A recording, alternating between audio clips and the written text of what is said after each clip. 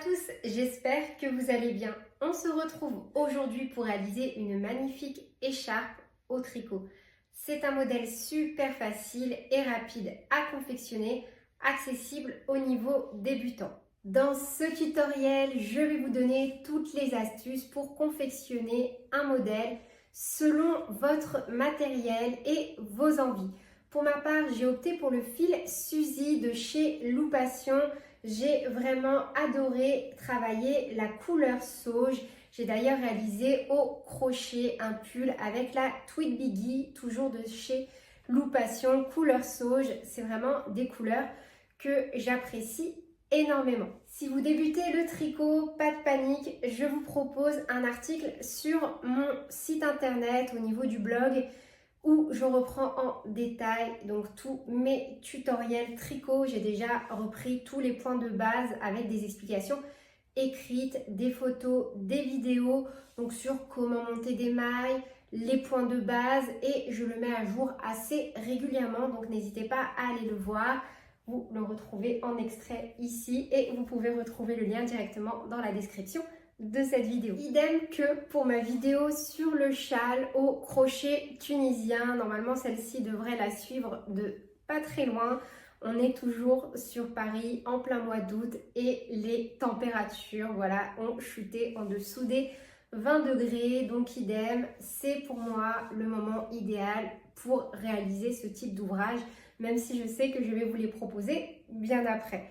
Concernant donc le matériel, j'ai utilisé des aiguilles taille numéro 4 et on va travailler à plat. Donc pour ma part, j'utilise mes aiguilles Knit Pro voilà, que j'adore. Ce sont des aiguilles circulaires, mais bien évidemment, vous allez pouvoir utiliser des aiguilles droites pour travailler à plat.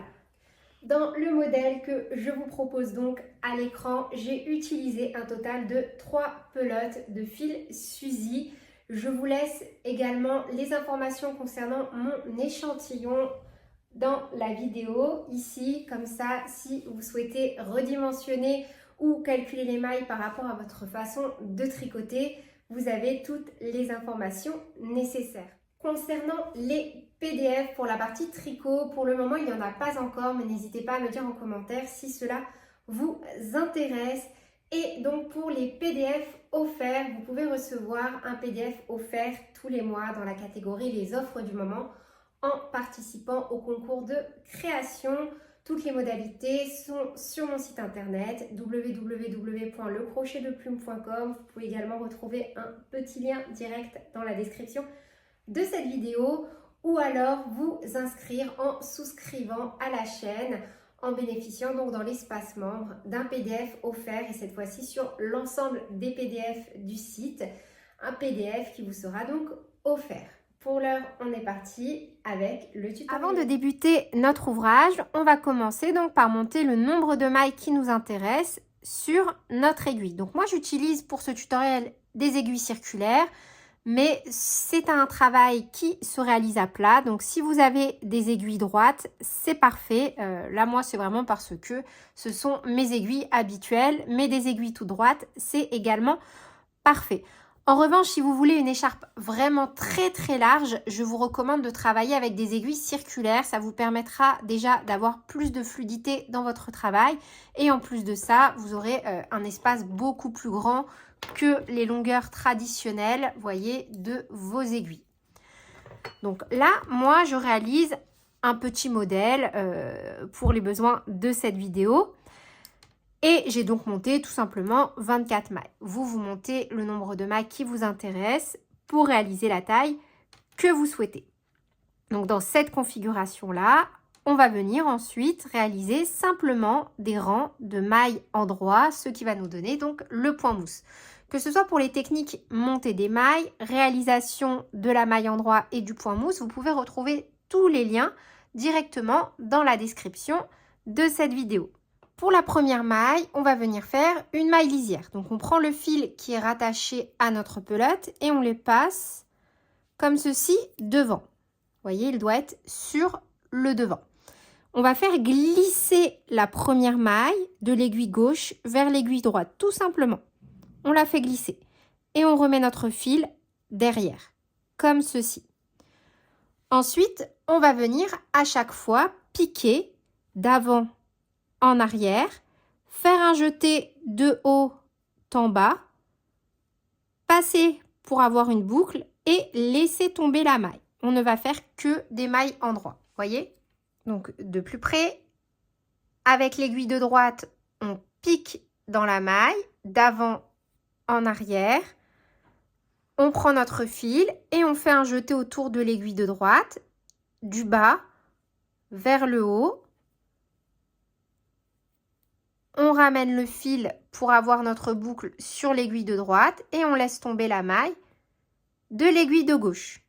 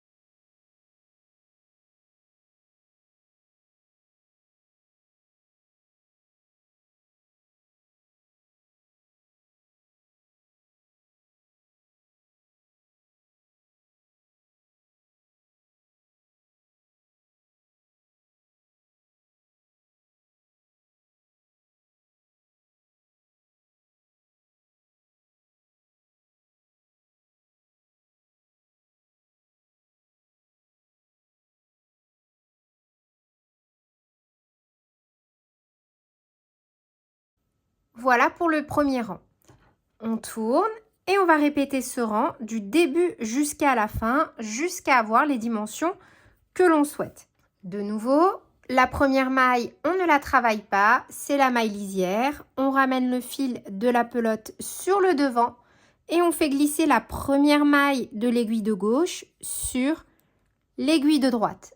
On ramène notre fil derrière et on refait exactement la même chose, que des mailles en droit.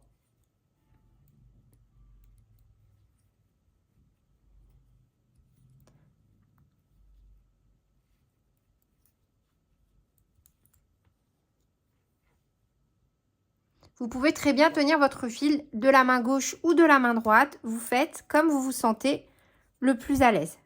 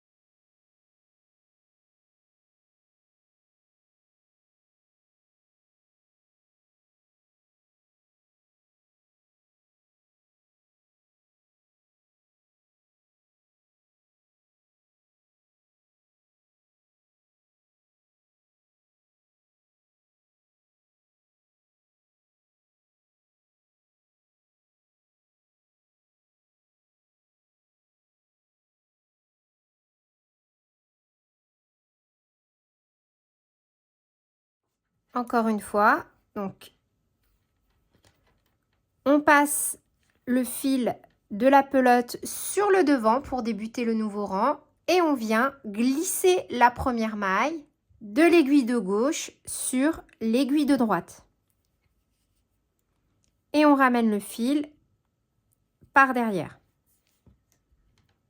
Et de nouveau, on travaille toutes nos mailles à l'endroit.